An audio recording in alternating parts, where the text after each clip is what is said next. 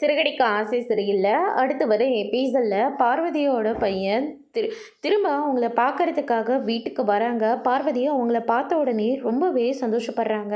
ஆனால் அவர் ரொம்பவே பார்வதி மேலே கோவப்படுறாங்க. இந்த வயசில் இவ்வளோ அசிங்கமாக நடந்துக்கிறீங்க அப்படின்னு சொல்லிட்டு பயங்கரமாக சண்டை போட்டுட்ருக்காங்க. அதுக்கு அடுத்ததாக மீனாக இருந்துட்டு உடனடியாக முத்துக்கு ஃபோன் பண்ணி வர சொல்கிறாங்க. இந்த விஷயம் உங்களுக்கு எப்படி தெரியும்? நீங்கள் எல்லாருமே விட்டுட்டு போயிட்டீங்க. ஆனால் இவர் ஒரு நண்பனாக இருந்து ஆண்டியை நல்லபடியாக பார்த்துக்கிறாங்க. இப்போ தான் அவங்க ரொம்ப சந்தோஷமாக இருக்காங்க. இவங்கள ஒரு நாளாவது நீங்கள் எப்படி இருக்கீங்க, சாப்பிட்டீங்களான்னு ஒரு வார்த்தையாவது நீ கேட்டிருப்பியா? கிடையாதே. ஆனால் டைம்க்கு நீங்கள் சாப்பிட்டீங்களான்னு சொல்லி அங்கிள் தான் ஆன்ட்டியை நல்லபடியாக பார்த்துக்கிறாரு அப்படின்னு சொல்லிட்டு நம்ம மீனாவும் முத்துவும் அவருக்கு எடுத்து சொல்லி புரிய வைக்கிறாங்க.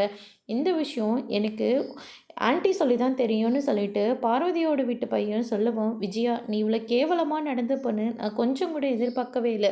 நீ என்ன பண்ணாலையும் எவ்வளோ தப்பு பண்ணாலையும் நான் உன் கூடவே நின்று இருக்கேன். ஆனால் நான் படுறதுனால நீ இவ்வளோலாம் சீப்பான ஒரு கேவலமான ஒரு காரியத்தை பண்ணுவேன்னு நான் கொஞ்சம் கூட எதிர்பார்க்கவே இல்லை. இனிமேல் நீ என்னோடய ஃப்ரெண்டே கிடையாது. உன்னோட கிளாஸையும் நீங்கள் நடத்தாது. இப்போவே இந்த வீட்டை விட்டு வெளியே போயிடு. இனிமேல் இந்த வீட்டு பக்கமே நீ வராத அப்படின்னு சொல்லிட்டு நம்ம பார்வதி இருந்துட்டு விஜயாவை வீட்டை விட்டு வெளியே போக சொல்கிறாங்க. பார்வதி பேசினோடனே விஜயா பயங்கரமாக ஷாக் ஆகுறாங்க. அதோட பிரம்ம முடிச்சிருக்காங்க.